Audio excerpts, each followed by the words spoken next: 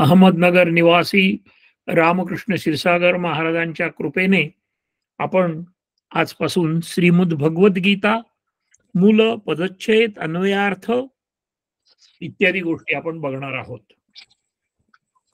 श्रीमद भगवद्गीता हा ग्रंथ असा आहे की या ग्रंथामध्ये ह्या ग्रंथाची जयंती साजरी केली जाते. हा जगातील एकमेव असा ग्रंथ आहे की ज्याची जयंती साजरी केली जाते आणि हा एकमेव असा ग्रंथ आहे की जो युद्ध ठिकाणी सांगितला गेला आहे, युद्धाच्या ठिकाणी सांगितला गेला आहे. आपला सनातन धर्म हा सुमारे 15,000 वर्षापूर्वीपासूनचा आहे आणि तो अत्यंत शिस्तबद्ध आणि योग्य प्रकारे विवेचन करून आपल्याला जीवनाचं सार सांगणारा आहे. त्यामुळे यावर अनेक लोकांनी टीका म्हणजे त्याचं सर्व काही सगळ्या गोष्टी ज्या आहेत त्या आपल्याला समजून सांगण्याचा जीवनाचा प्रयत्न गीतेच्या माध्यमातून केलेला आहे. 10,000 वर्षापूर्वी जे ऋग्वेद, 4 वेद, 6 शास्त्र, 18 पुराण, 108 उपनिषद, रामायण, महाभारत ह्या सर्व गोष्टी लिखित स्वरूपात आणि सुरुवातीला तोंडी स्वरूपामध्ये आपल्याकडे उपलब्ध होत्या. त्यावेळेस प्रिंटिंगची व्यवस्था नव्हती, म्हणून हे सगळे मुखगत करण्याचं जे काम आहे ते आपण सगळ्यांनी भारतीय व्यासांनी आपल्या पूर्वजांनी केलेलं आहे. मग आता हे का केलं, कशासाठी केलं, की गोष्ट सांगायसाठी म्हणून केलं का नुसतं आपलं काम नव्हतं म्हणून केलं, तर तसं नाही.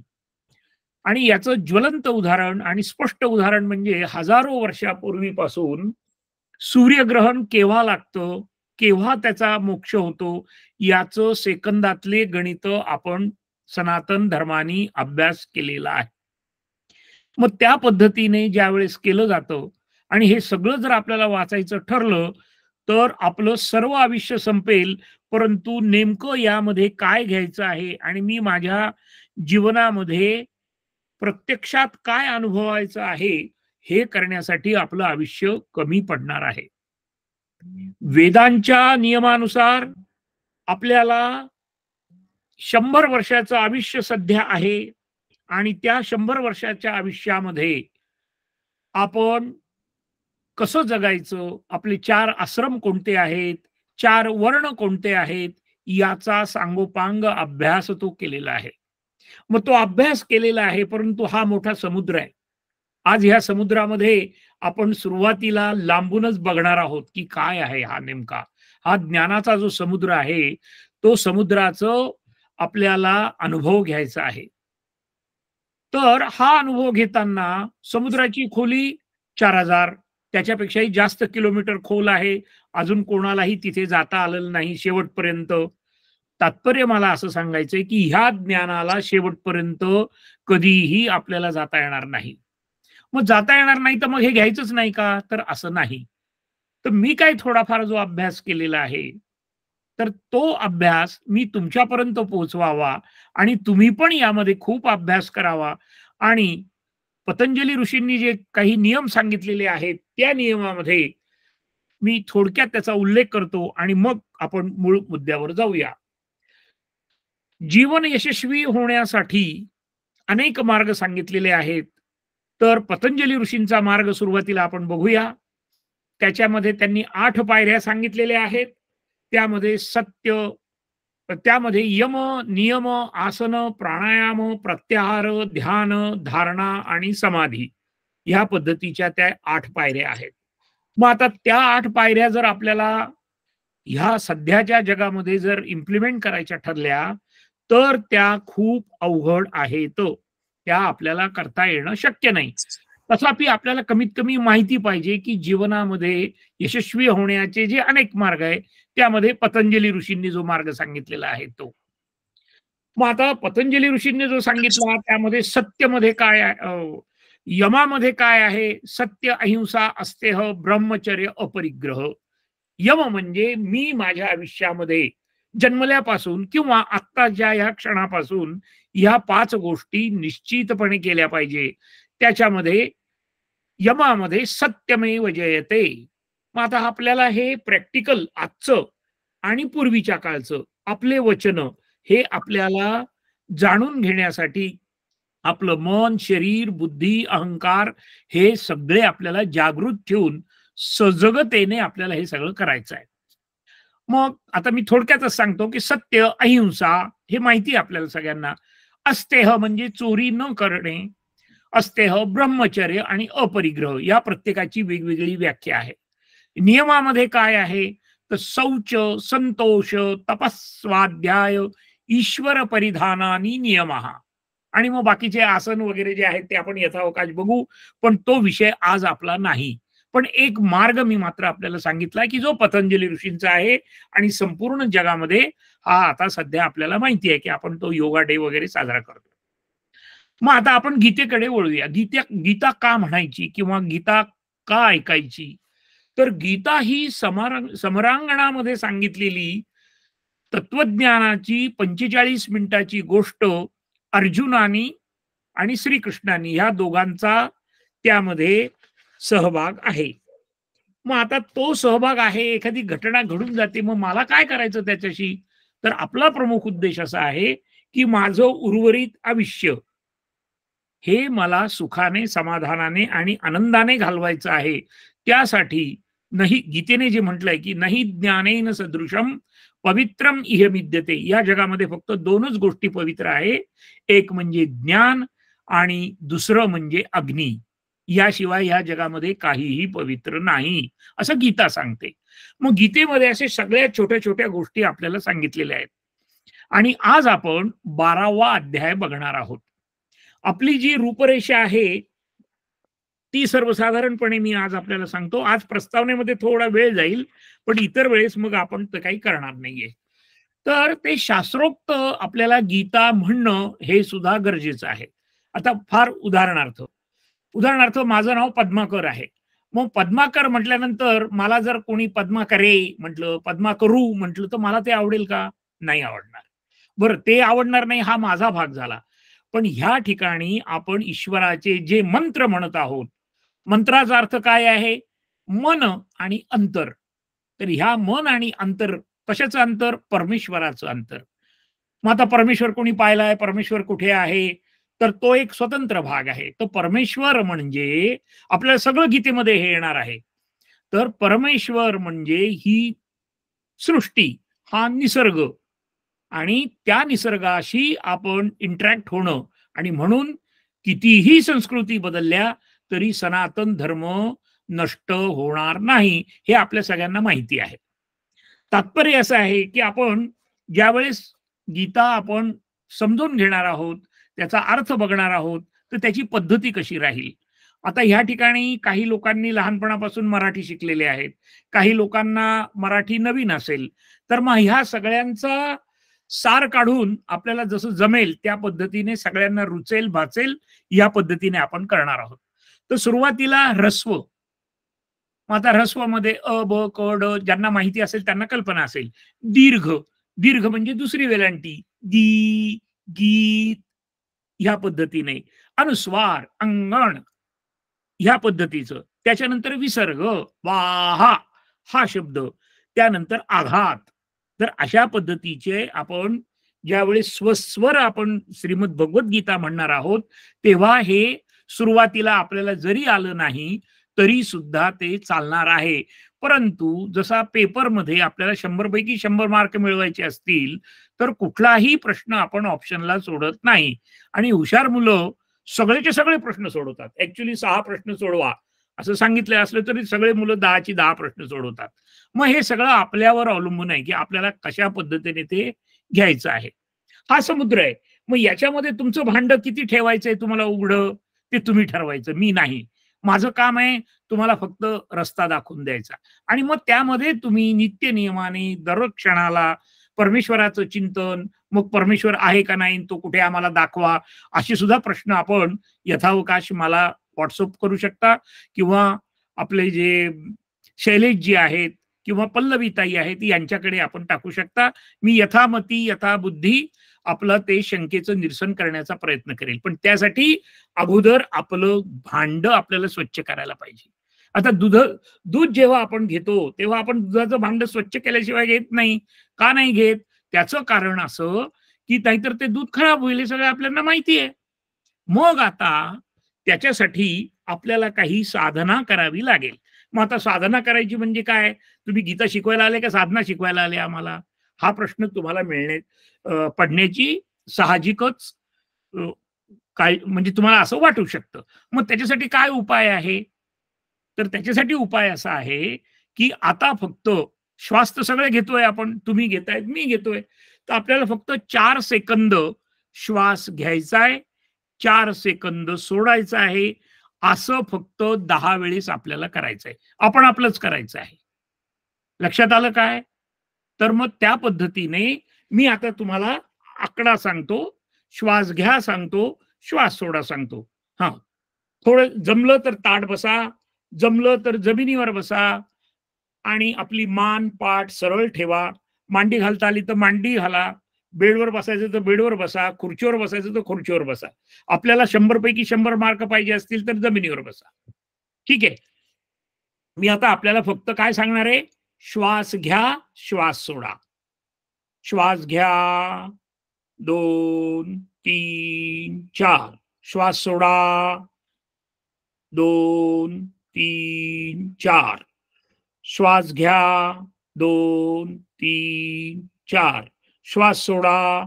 2, 3, 4. श्वास घ्या. 2, 3, 4. श्वास घ्या. 2, 3, 4. श्वास सोडा. 2, 3, 4. आता आपल्या आपल्या मनाने करा. आपल्या मनालाच आदेश द्या.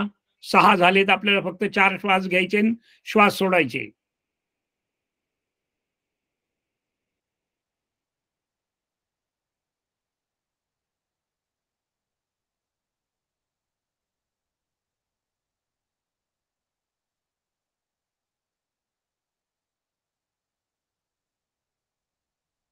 ओम शांती शांती शांती.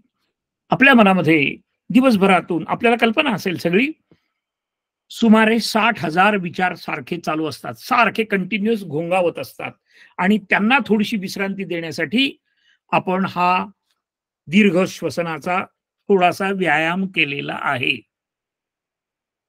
आता आपण बघणार आहोत श्रीमद भगवत गीता. श्रीमद भगवत गीतेमध्ये आपल्याला 12वाच अध्याय का घ्यायचा हा प्रश्न पडण्याची शक्यता नाकारता येत नाही. सुरुवातीला आपण हे बघायचं आहे, की भगवंतानी आपले सगळे आपण काय असावं हे सांगितलेलं आहे. तुमच्यामध्ये परमात्मा आहे, माझ्यामध्ये परमात्मा आहे. पण परमात्मा खूप मोठा आहे. त्याच्यातला थोडासा अंश माझ्यामध्ये आहे आणि म्हणूनच आपण सगळेजण जिवंत आहोत. मग ह्या 12वा अध्याय घेण्याचं कारण असं आहे, की तुमच्या आमच्यातले 39 लक्षणं आत्ता मी तुम्हाला वाचून दाखवणार आहे. फास्ट घेणार आहे. तुमच्या आमच्या मनामध्ये, तुमच्या आमच्यामध्ये असलेले आणि परमेश्वराकडे असलेले 39 लक्षणं मी आत्ता तुम्हाला सांगत आहे. आणि ते लक्षणं ह्या 12व्या अध्यायामध्ये आहेत. म्हणून मला ते सांगायचे आहेत. तर आता पहिला जो आहे तो 13व्या श्लोकात आलेला. मी फास्ट घेणार आहे. त्याचं कारण असं आहे, की हे आपल्याला यथावकाश येणारच आहे. अद्वेष्टा म्हणजे द्वेषभाव रहितो. त्याच्यानंतर 13व्या श्लोकामध्येच आहे, सर्व भूतानां मैत्रः, आपण सर्वांची मैत्री करावी. परमेश्वर सर्वांशीच परमेश्वर मैत्री करतो. सर्व भूतानां करुणः, परमेश्वर दयाळू आहे.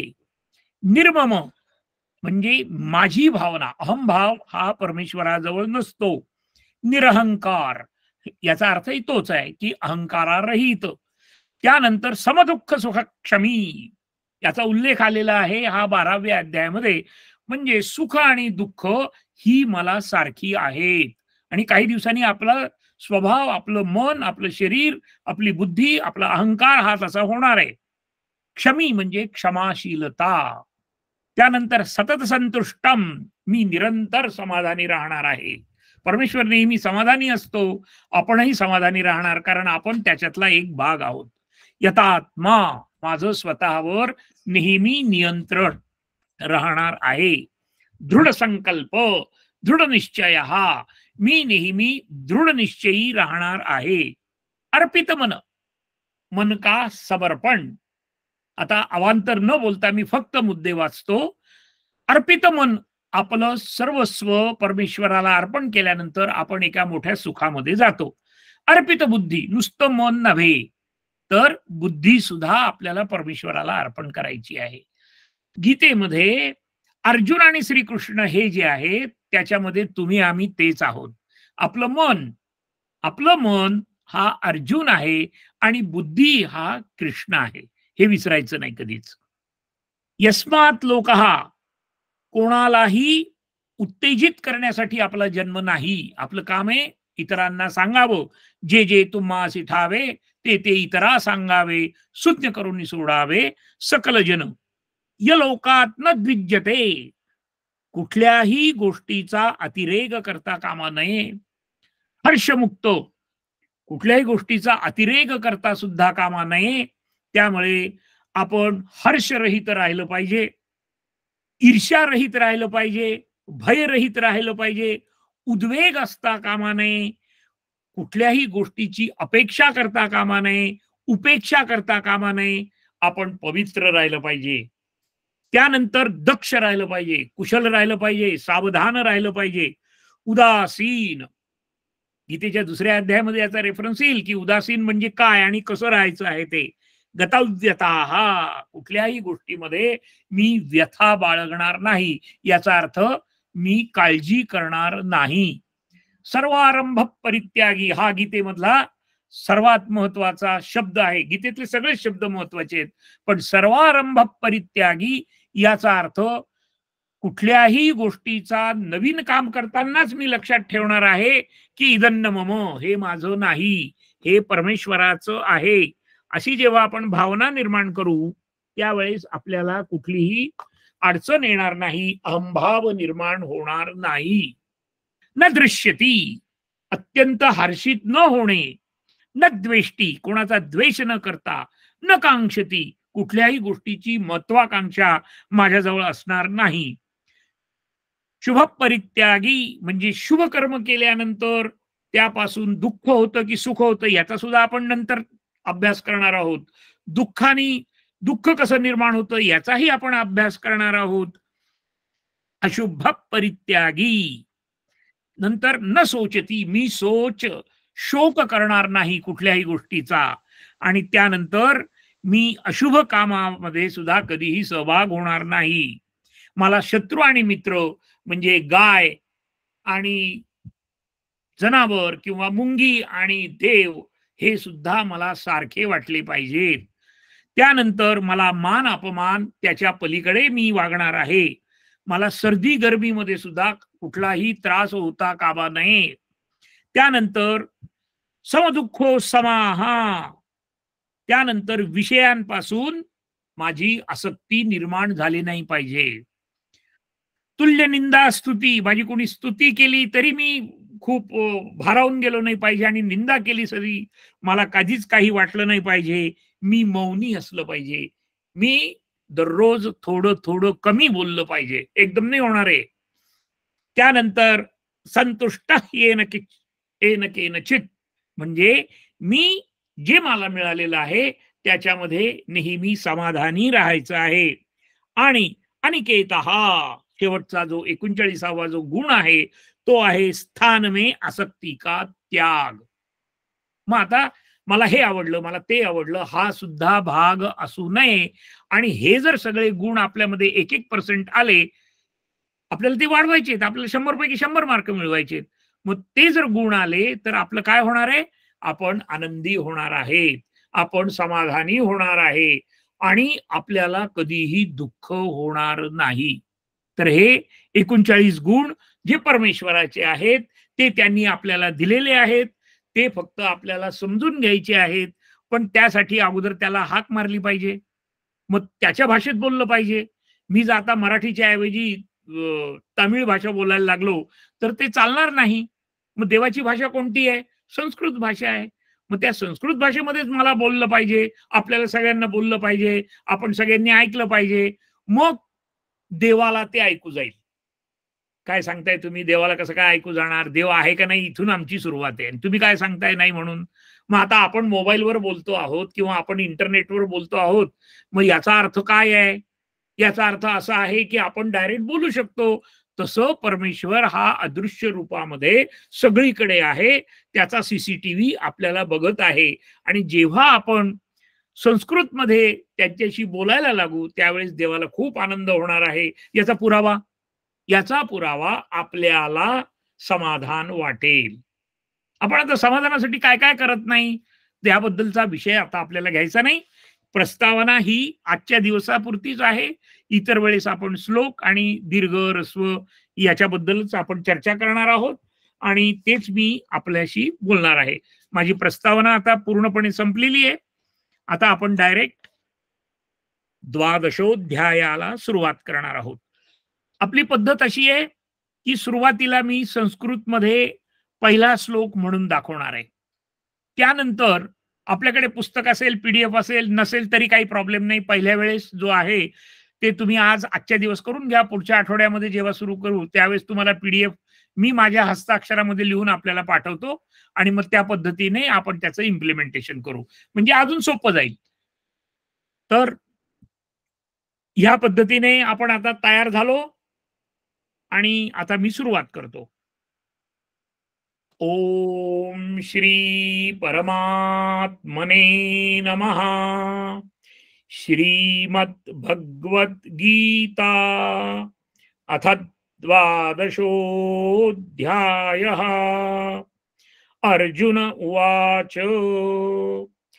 एवं सततयुक्ता ये भक्तास्त्वां पर्युपासते ये चाप्यक्षरमव्यक्तम् तेषां के योगवित्तमाः. सुरुवातीला काय केलंय आपण? ओम. ओम हा मूलमंत्र आहे. ओम पासून ही संपूर्ण सृष्टी निर्माण झालेली आहे. त्याचा आपण यथावकाश चर्चा करणार आहोत. ओम श्री परमात्मने नमः. आता म आणि मच्या समोर 2 टिंब दिलेले आहेत. आपल्याला माहिती आहे हे सगळं काही फार मोठं विशेष असं नाहीये. त्याचा अर्थ ह. ओम श्री परमात्मने नमः. त्यानंतर आपण श्रीमद भगवद्गीता म्हणतो. स, स, श हे 3 अक्षर असे आहेत, की ज्याच्यामध्ये आपलं थोडंसं कन्फ्युजन होतंय. तर मग स म्हणजे समईचा, श म्हणजे षटकोनाचा आणि श म्हणजे शाळेचा. मग आता ह्या ठिकाणी कोणता म्हणायचा आहे? श्री, श्रिया, त्या श्रिया. तो श्री आपल्याला वापरायचा आहे. श्रीमद भगवत गीता अशा पद्धतीने. आता वेलांटी आहे त्याला. गीला गला दुसरी वेलांटी असल्यामुळे गीता असं आपण म्हणूया.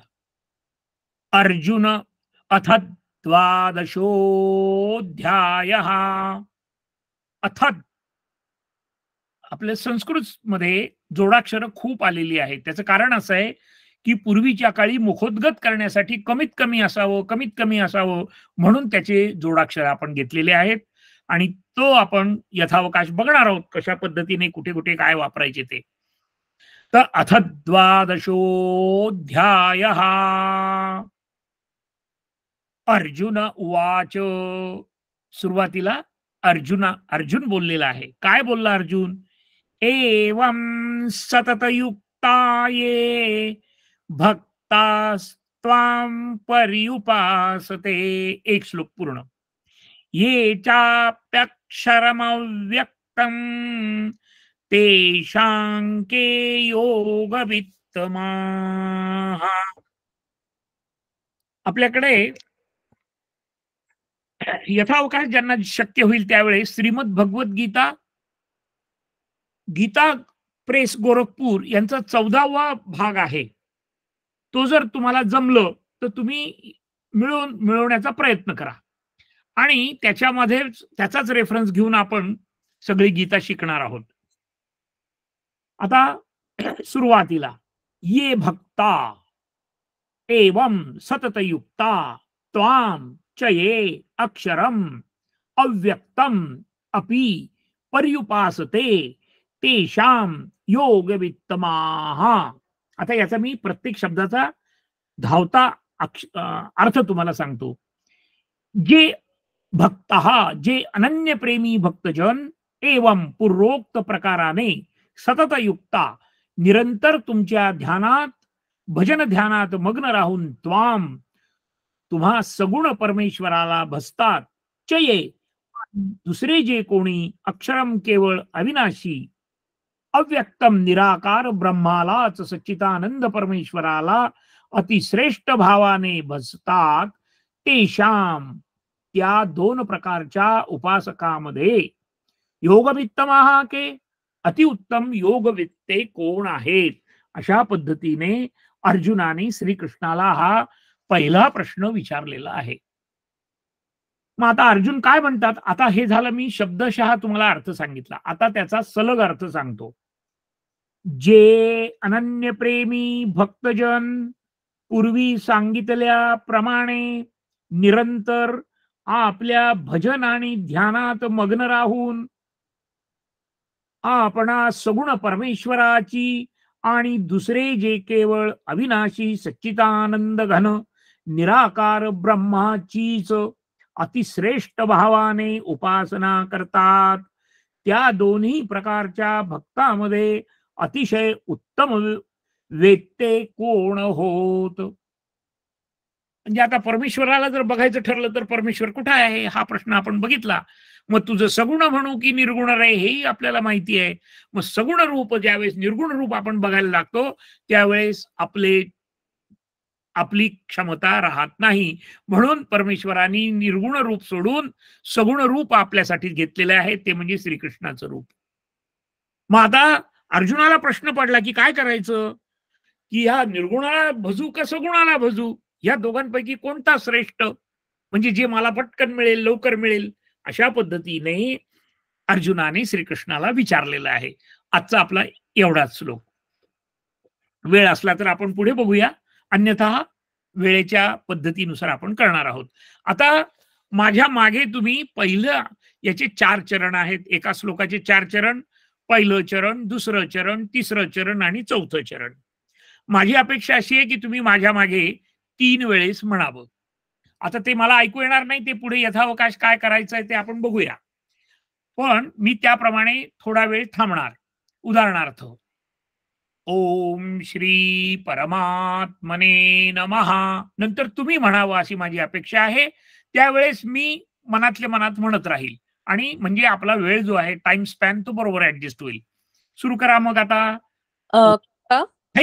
घाई करू नका आणि तुम्ही म्यूट राहा प्लीज.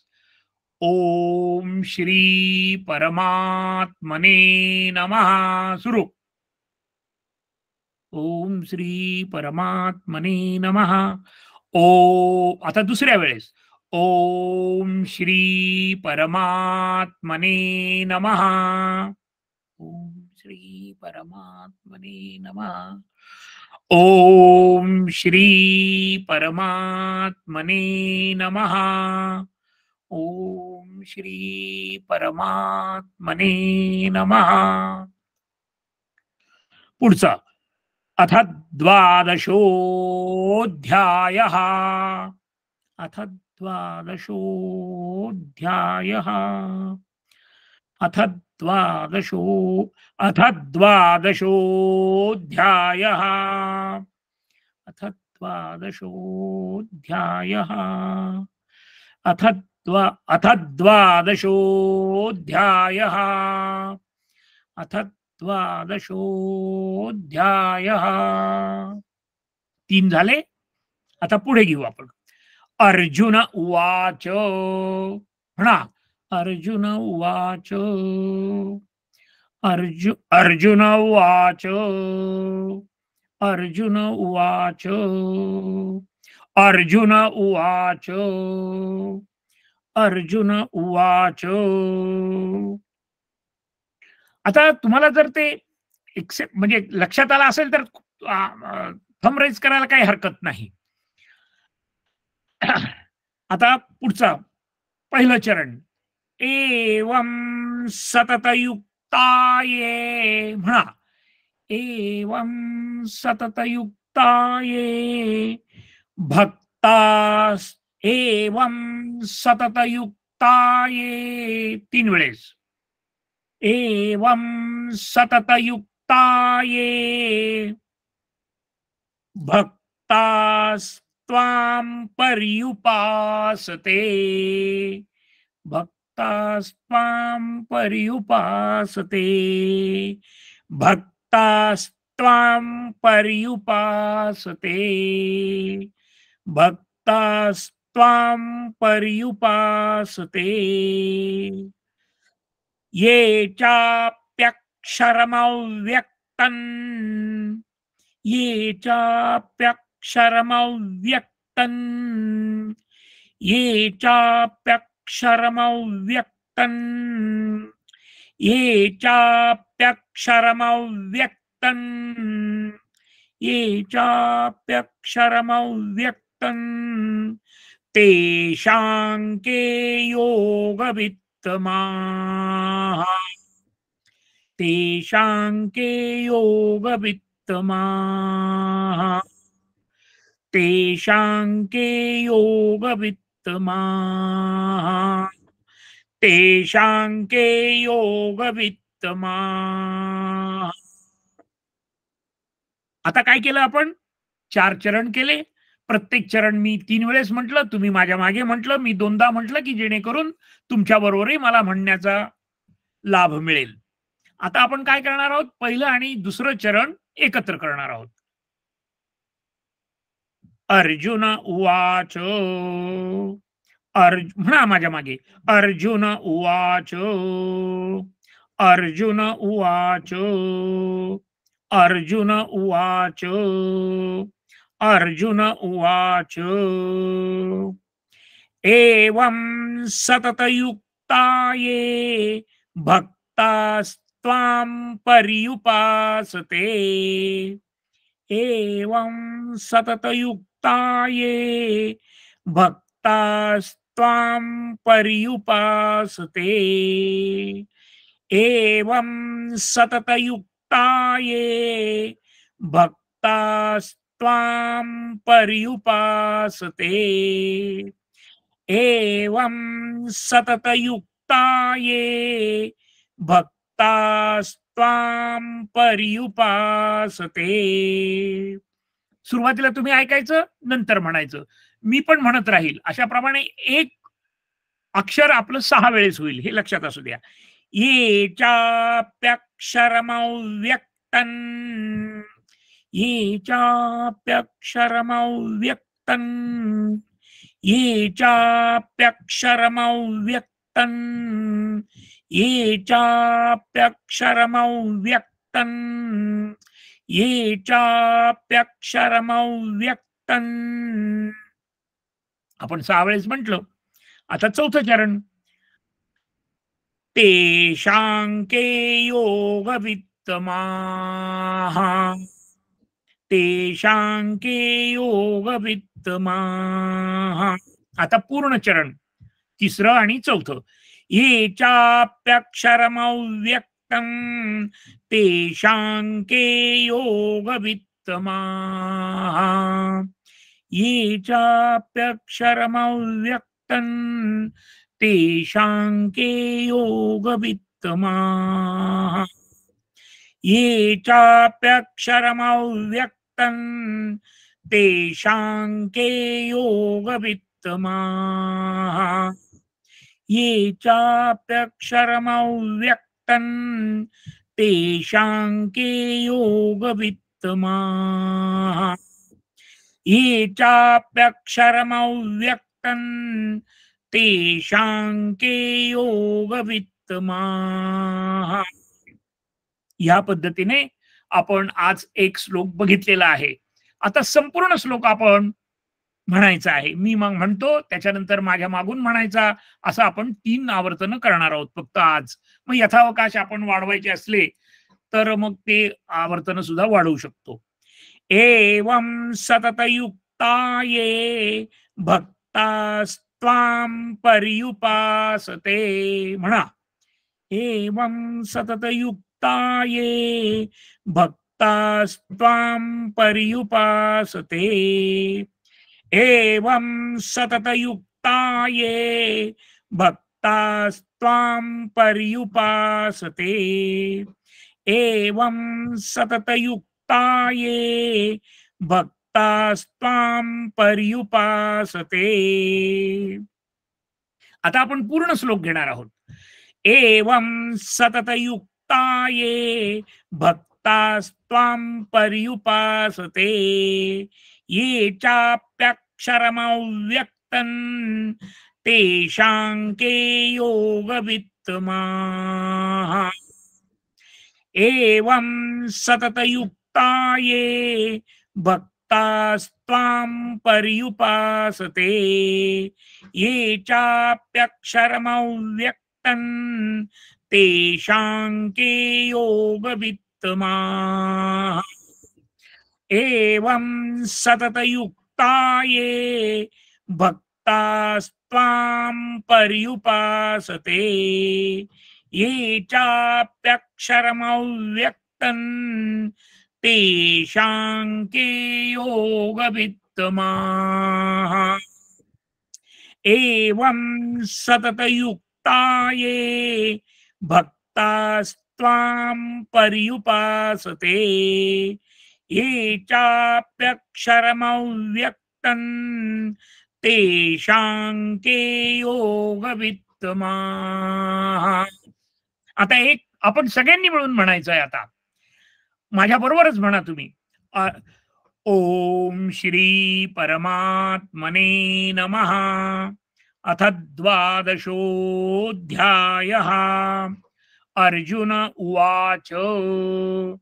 एवं सततयुक्ता ये भक्तास्त्वां पर्युपासते. ये चाप्यक्षरमव्यक्तं तेषां के योगवित्तमाः. अशाप्रमाणे आज आपला पहिला श्लोक झालेला आहे. माझ्या माहितीनुसार 45 मिनिट होत आहेत. शेवटचा श्लोक आपण म्हणूया. माझ्या मागे म्हणा.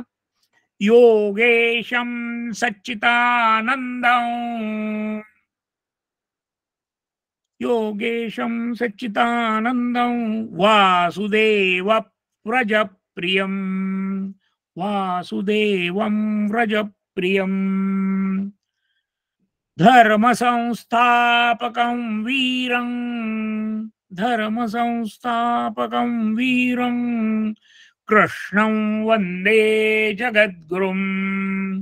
कृष्णं वन्दे जगद्गुरुं. श्रीकृष्णं वन्दे जगद्गुरुं.